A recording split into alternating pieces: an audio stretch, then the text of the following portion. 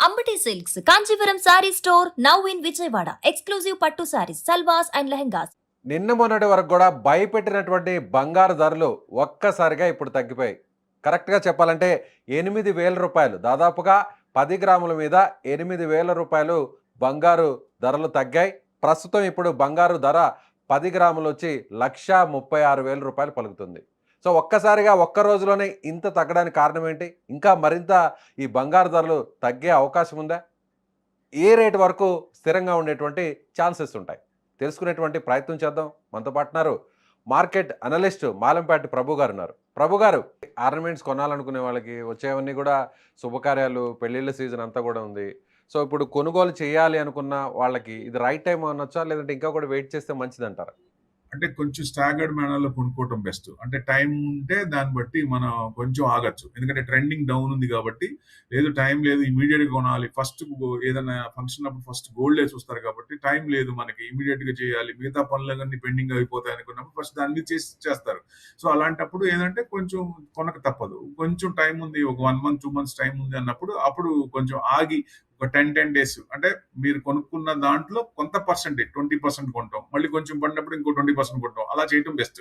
ఎందుకంటే ఎక్కడో చాట ఇది మారినప్పుడు, ఇది యూటర్న్ తీసుకున్నప్పుడు, ఆ స్ట్రెయిట్ ఆఫ్ హార్మూజ్ ఓపెన్ అయినప్పుడు వార్ గనక ఆగితే ఆటోమేటిక్‌గా దీని ఎఫెక్ట్ దీని మీద పడుద్ది. ఈక్విటీ పెరిగినప్పుడు డెఫినెట్‌గా ఇది అవుతది. సో ఆ ఎఫెక్ట్ కూడా ఉంటది కాబట్టి దాని అనుగుణంగా కొనటం బెస్ట్. ట్రెండ్ అయితే డౌనే ఉంది. యెస్. అలా కాకుండా మీరు చెప్పినట్టుగా ఒకవేళ వార్ ఇంక్రీజ్ అయితే, వార్ ఇంపాక్ట్ ఎక్కువగానే అయితే, సో అన్ని దేశాలు కూడా పార్టిసిపేట్ చేస్తే ఒకవేళ మీరన్నట్టుగా వాళ్ళ అసెట్స్ మీద గానీ, యూఎస్ గానీ కొడితే, వాళ్ళ పవర్ ప్లాంట్స్ మీద కొడితే దానికి అదే స్థాయిలో వాళ్ళు కూడా ఎదురుదాడి చేస్తే అప్పుడు ఇంకా గోల్డ్ ప్రైసెస్ పెరిగే అవకాశం ఉందా మళ్ళీ? అంటే ఈ మార్జిన్ కాల్ షార్టేజ్ ఎంతవరకు వస్తుందో ఆ పొజిషన్స్ అన్ని క్లియర్ అయ్యేదాకా డౌన్ ట్రెండ్ ఉంటుంది. ఆ డౌన్ ట్రెండ్ అనేది ఇదైపోయినప్పుడు అప్పుడు మళ్ళీ ఫ్రెష్ బయింగ్ అవుతుంది. అప్పటి నుంచి కొంచెం చిన్న చిన్నగా ఈక్విటీ తగ్గుతున్నప్పుడు అవి పెరిగే ఛాన్స్ ఉంది. మళ్ళీ యథాతథ ప్రీవియస్ పొజిషన్కి వస్తుందన్నమాట. Vice versa. ఇది పెరుగుతున్నప్పుడు అది తగ్గుతుంది, అది తగ్గినప్పుడు పెరుగుతుంది.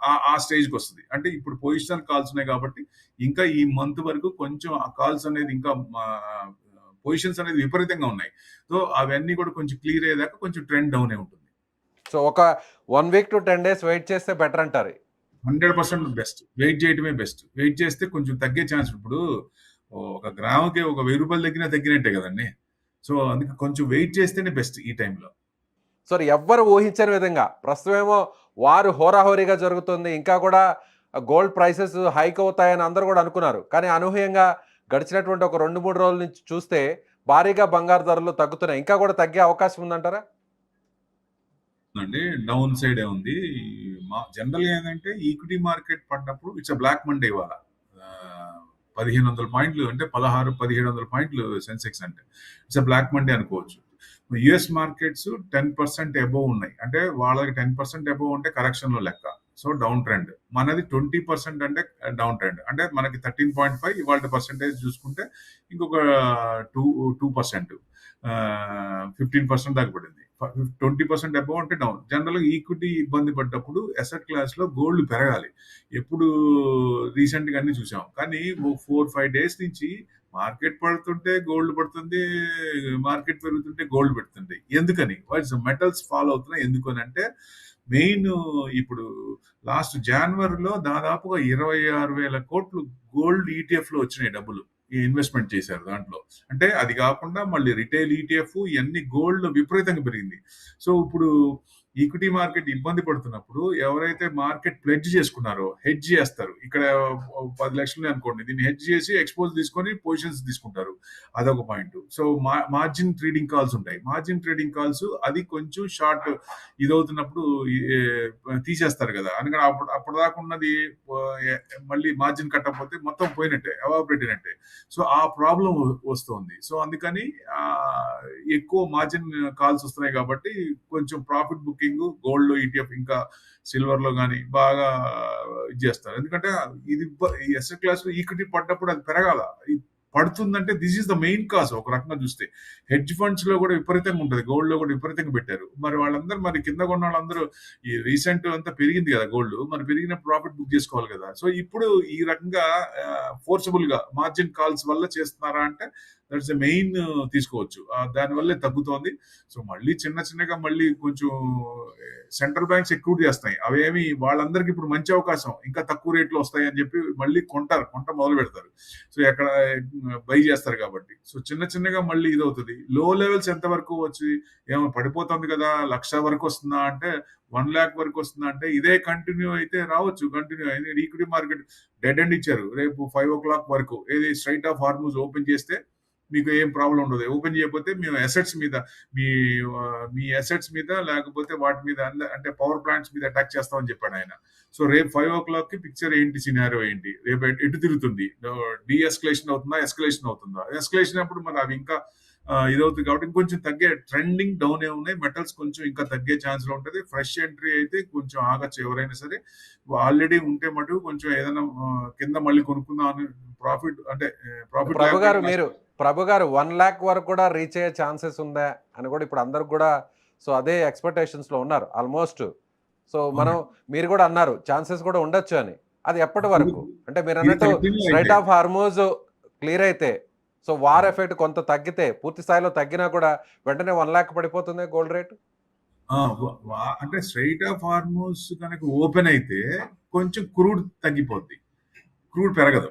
క్రూడ్ తగ్గిపోయినప్పుడు కొంచెం ఆ ప్రెషర్ ఈక్విటీ మార్కెట్ మీద ఉండదు. ఆ క్రూడ్ మనకి ఎనర్జీ వాటి మీద ఎక్కువ ఆధారపడ్డాం కాబట్టి, ఫసల్ ఫ్యూయల్ మీద, పెట్రోల్ డీజిల్ మీద, సో డెఫినెట్ గా ఆ ఎఫెక్ట్ ఉంటుంది. కానీ ఇరాన్ ఇజ్రాయెల్ వార్ కి మనకు అంత ఎఫెక్ట్ ఉండదు. కానీ వాళ్ళు క్రూడ్ మీద పడ్డారు. సో ఇప్పుడు దాకా ఎప్పుడైనా సరే యుఎస్ కూడా వియత్నాం కానీ ఆఫ్ఘనిస్తాన్ కానీ ఓడిపోతున్నాం అన్న ఫీలింగ్ వచ్చినప్పుడు ఎసెట్స్ మీద పడుతుంది. వాళ్ళని కూడా అదే దెబ్బతీసింది. అది సేమ్ సిచ్యువేషన్ ఇక్కడ కూడా అంతే. వాళ్ళు ఇరాన్ ఒక రోజు తీసేయచ్చు లేదా వారంలో తీసేయచ్చు అనుకున్నది 4 వారాలు. This is the 4th week. అంటే కంట్రోల్ కావట్లేదు. ఈయన చెప్పిన దానికి రిటాలియేషన్ ఇంకా ఎక్కువ ఉంటుంది. వాళ్ళు ఎక్కువ చేస్తున్నారు. సో కంట్రోల్ కావట్లేదు. ఆయన అభిమన్యుడు లాగా లోపలికి వెళ్ళాడు, బయటికి రావడం తెలియట్లేదు ట్రంప్కి. ఎట్లా వారిని ఎలా ఆపాలో తెలియట్లే. సో సొల్యూషన్ అనేది రేపు సాయంత్రం ఒక వార్నింగ్ ఇచ్చాడు. అంటే ప్రెషర్ వాళ్ళ మీద పెట్టి బయటకు వద్దాం ఉద్దేశంతో. సో అది ఏమవుతుందని వచ్చి వాళ్ళైతే అక్కడ తగ్గట్లా, అసలు తగ్గేదేలే అంట ముందుకు వెళ్తూనే ఉన్నారు. రిటాలియేషన్ మీరు గనక మా పవర్ ప్లాంట్స్ మీద చేస్తే మీ ఆయిల్ రిఫ్రాక్టరీస్ మీద, జీసీసీ అన్ని కంట్రీస్ మీద పడతాము, మొత్తం స్మాష్ చేస్తాం అంటారు వాళ్ళు. కొంచెం కూడా అట్లా అంటే గోల్డ్ విషయానికి వద్దాం ప్రభు గారు. సో 1,80,000 వరకు నింది సరిగ్గా ఒక 25 డేస్ బిఫోర్, అంటే వార్ స్టార్ట్ అయ్యేటువంటి ముందు. సో ఒక్కసారిగా ఇప్పుడు దాదాపుగా 40,000 రూపాయలు, అంటే 40 నుంచి 50,000 రూపాయల వరకు తగ్గింది. సో అంటే ఇప్పుడు వారు పెరుగుతున్నటువంటి క్రమంలో ఇంకా కూడా ప్రైజెస్ హైక్ అవుతాయని అందరూ కూడా భావించారు. మార్కెట్ అనలిస్టులు కానీ, ఫైనాన్షియల్ అడ్వైజర్స్ కానీ, ఎకనమిస్టులు కానీ అందరూ కూడా అదే ఆలోచించారు. బట్ అనూహ్యంగా మార్కెట్లో మిగతా షేర్స్ అన్నీ కూడా ఎలా పడిపోతున్నాయి, ఇప్పుడు గోల్డ్ షేర్స్ కూడా అలా పడిపోవడానికి మెయిన్ రీజన్ ఏంటంటారు? అదే ఈ పొజిషన్స్ మార్జిన్ కాల్స్ పొజిషన్స్ వల్లే. మీకు 4,370 ఉంది ఇంటర్నేషనల్. సో ఆ 4,000 కట్ అయి కిందకు వచ్చే ఛాన్స్ ఉంది. 3,800 దాకా ఉంది. అంటే మరి మీరు అనుకునేది ఇక్కడ గోల్డ్ కూడా తగ్గుద్ది కదా, ఇంటర్నేషనల్ లౌన్స్ తీసుకున్న దాని ప్రకారం ఉంది కాబట్టి. సిల్వర్ కూడా అంతే 65 ఉంది. అది కూడా ఇంకా కొంచెం తగ్గే ఛాన్స్లే కనపడుతుంది ఇంటర్నేషనల్ లౌన్స్. సో మెటల్స్ 10,000 నుంచి ప్రస్తుతం 2,11,000 పడిపోయింది. దాదాపు 15,000 రూపాయలు ఒక్క రోజులోనే తగ్గింది. అవునండి. 2 lakhs కూడా కట్ అవుతుందా అంటే సిల్వర్ 2 lakhs వరకు ఛాన్స్ ఉంది. అక్కడ కొంచెం ఏదన్నా మరి ఈ లోపల ఏదైనా సెట్ అయితే ఓకే, లేదంటే ఆ 2 lakhs కూడా కట్ అయినప్పుడు సిల్వర్ 180 దాకా వచ్చే ఛాన్స్ ఉంటుంది. గోల్డ్ మటుకు 110 to 1 lakh పెట్టుకోవచ్చు. 1,10,000 అంత వరకు రాకపోవచ్చు, కానీ ఇది కనుక ఎస్కలేట్ అయితే మటుకు అంతవరకు డౌన్ అయ్యే ఛాన్సులు ఉన్నాయి. Right sir, thank you sir, thank you. So ఇది మార్కెట్ అనలిస్ట్ ప్రభు గారు చెప్తున్నట్టుగా ఖచ్చితంగా ప్రస్తుతం ఉన్నటువంటి సిచ్యువేషన్ చూస్తే వారి ఇంపాక్ట్ సో కాస్త తగ్గితే, అంటే స్ట్రైట్ ఆఫ్ హార్మూజ్ ఓపెన్ అయ్యేటువంటి అవకాశాలు చాలా స్పష్టంగా కనిపిస్తున్నాయి కాబట్టి, సో ఇంకా కూడా గోల్డ్ ప్రైసెస్ తగ్గేటువంటి అవకాశం ఉంది.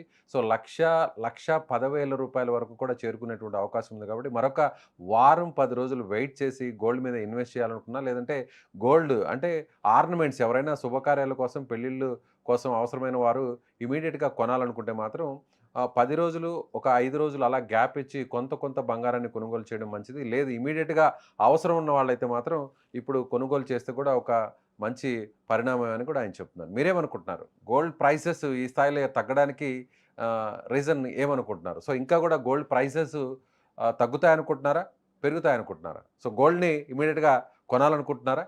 అయితే మీ అభిప్రాయాన్ని కామెంట్ చేయండి. Thank you.